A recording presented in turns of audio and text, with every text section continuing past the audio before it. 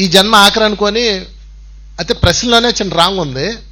ఆఖరి జన్మ అంటే ఎక్కడ? భూమి మీద, పైన, ఆ ప్లానెట్లోనా, ఈ ప్లానెట్లోనా? ఎక్కడ ఆఖరి జన్మ? భూమి మీద.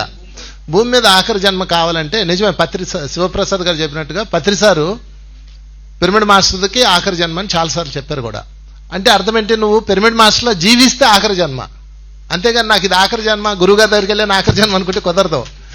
పైకి వెళ్ళాక గురువుగారే అంటాడు, ఒరే నీ ఇంకా ఇందాక శివప్రసాద్ గారు చెప్పారు చూడండి, కామ క్రోధాదుల్లో ఉన్నారా, మళ్ళీ వెళ్ళని ఆయనే అంటారు.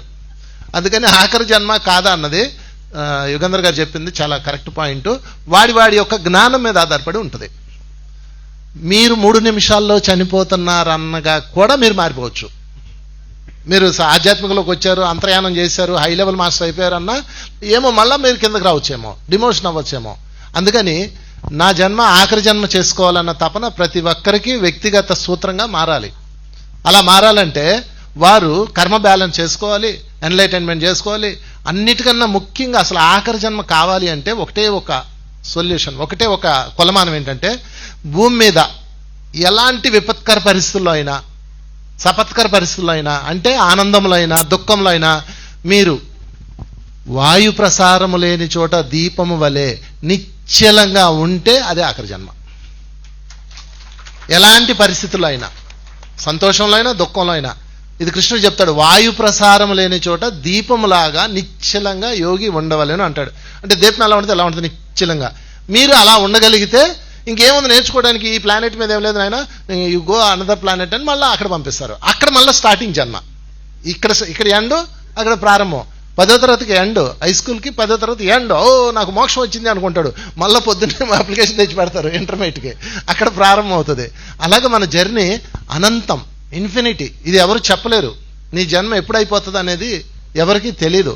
ఎందుకంటే ఆకాశంలో నక్షత్రాలు ఎన్నో ఉన్నాయి చూస్తున్నారు కదా, అన్ని ప్లానెట్స్ ఉన్నాయి. అన్నిట్లో జన్మలు పూర్తి అయితే అప్పుడు నీకు ఇచ్చే దాని పేరే జన్మ రాహిత్యం.